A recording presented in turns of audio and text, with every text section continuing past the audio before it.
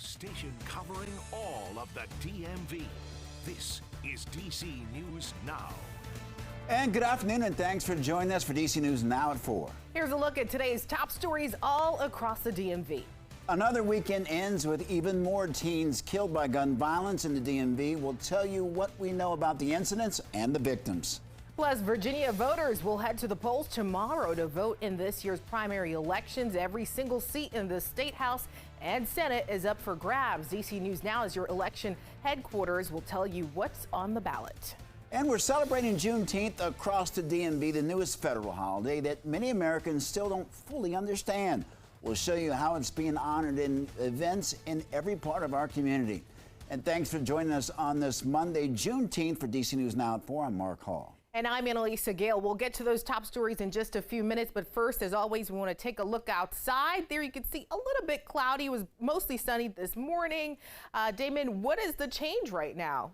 Well, guys, we're feeling a lot more like summer, just 2 days away from the official start of the new season. Warm and muggy. And we got a storm system that is slowly approaching the area. And well, that's sparking up those clouds and some showers and storms. Let's check it out here. The radar loop is getting a little more active as we roll into the evening. Some very slow moving heavy downpours and occasionally some thunderstorms starting to get into northern Virginia, parts of southern Maryland, back toward the Shenandoah Valley as well. Let's check out where some of those heavier downpours are. Again, these are just bubbling up. They're not severe, but they definitely have the chance to produce some gusty winds, heavier downpours, and it doesn't look like hail is as much of a threat as it was on Friday, but you get the idea here. We have a heavier shower right now right over Haymarket. As you go back down to the south and west from Warrenton, another heavier shower there close to the Route 522 corridor and just outside of Front Royal on I-66. We're talking about another heavy downpour there. So again, we're talking back toward the Shenandoah Valley, the Blue Ridge Mountains, seeing most of the activity, but a couple of heavier showers are trying to make their way north across the Potomac into southern Maryland. Prince William County seeing a shower left over from a heavier storm that was out there about a half an hour ago. So you get the idea. We're going to see these isolated showers and storms throughout the rest of the evening. Plan accordingly. Keep an eye to the sky for some of that soggy weather. And as we go into the evening time, things should wind down, especially by the middle of your Monday night. Now, as we go into the rest of the week, are we talking about even more rain chances, especially for those that stay dry today? We'll have your full forecast coming up here in just a bit. All right, Damon, thank you. It was a deadly night in Southeast D.C., and police are investigating several shootings involving teenagers. And right now, we know the names of the two teens killed on Langston Place in Southeast Washington last night. The victims have been identified as 15-year-old DeMarcus Pinckney of Southeast and 18-year-old Kevin Mason. DC News Now's Lex Juarez has more on what we know about the latest rash of violence. Well, the most recent shooting happened on Bruce Place Southeast. Police wrapping up the scene there around 5 o'clock this morning. Taking a look at the scene, there were bullet markers covering the street. I saw over 20 markers on the ground outside. That's where police say the shooting happened around 10:40 last night. A teenage girl was hit by one of those bullets. Police say she was inside of her house and it was likely a stray bullet that hit her. Now, this shooting, one of 4 that happened between 8 and 10:45 last night.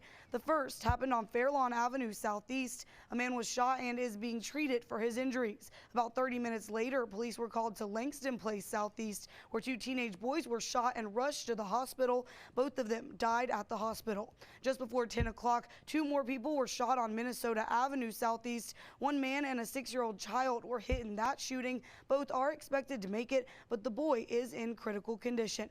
Well, as of right now, there are no suspects named or in custody. We do expect to get an update from police a little later this afternoon. In the newsroom, I'm Lex Juarez, DC News Now. Lex, thank you. New tonight, a man has been charged with first-degree murder after a 22-year-old woman was shot and killed in the Exchange Place area in Martinsburg, West Virginia. The woman, identified as Hannah Wilson, was found in a remote area just west of North Queen Street overpass on Wednesday. The suspect, Zakai Paradisa, is being held in the Eastern Regional Jail. Police say that he was Wilson's acquaintance. Well, it's Loudoun County. The Loudoun branch of the NAACP celebrated Juneteenth with the Freedom March and Unity Rally. Yeah, community leaders agree there's been progress, but continue to call for more change. Our Northern Virginia reporter Haley Milon has a look at the reflections on this Juneteenth. We need to see more diversity in our schools, from the top down. Lisa Mazago and her Zeta Phi Beta sorority sisters rallying with the Loudoun County chapter of the NAACP. So much of the morning focused on learning and taking action in the very county that just a few years back was ground zero for school board culture wars over the teaching of racial equity. Mazago says her own kids saw no black teachers in their Leesburg classrooms, so she took action. And that's one of the reasons why I also became a teacher, so that there could be more representation.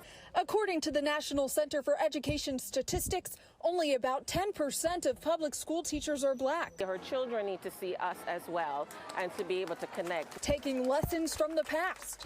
I had to work twice as hard as people of white people just to earn a passing grade in school. 87-year-old Josie Stewart, the first black assistant principal in Loudoun County. She says she came to the division only a decade after schools were integrated. It was the continuous racial discrimination battle. She says future generations must reflect on the past. You must position yourselves to be voices of change. A common theme in the messaging today, officials encouraging young people to get out and vote ahead of the Virginia Democratic primary. In Loudoun County, I'm Haley Milon, DC News Now. Haley, thank you. Well, major news out of the D.C. sports world. Developing now, Washington Wizards superstar Bradley Beal now part of a proposed trade to the Phoenix Suns. Yeah, if that deal does go through, Beal will team up with fellow stars Kevin Durant and Devin Booker in the desert, forming the league's latest big three. Sports director Derek Forrest joins us now live in studio. And Derek, Beal was really the last holdout of the Wizards team. Many now know and love, at least, and it looks like that's about to come to an end. Yeah, certainly. It was a move most people would say should have come years ago, but instead the front office at the time decided to give Bradley Beal a max contract and a no-trade clause, but it never resulted to on-the-court success or playoff runs by the team. So with a new front office taking the reins, led by Michael Winger and Will Dawkins, the organization decided to part ways with Beal in order to start a rebuild. So in return, the Wizards dumped Beal's contract for guard Chris Paul, Landry Shamet, and several second-round picks, a move which surprised Chris Paul. I was surprised too. I found out on the plane yesterday flying here for this. You know, in this league, anything can happen, so you just figure out what's next. You literally found out on the plane? Absolutely. Wow. What was your first reaction? Don't push him any further. He's trying to be nice about it. Yeah, he is, right? Yeah. What's happening? Now, the deal could be finalized in the next couple of days. This could be the first of several moves the front office could be making in order to turn this franchise around. While they weren't able to get a first-round pick for Beal, they were able to improve their draft capital. Guys. All right, sports director Derek Forrest, thank you so very much. And still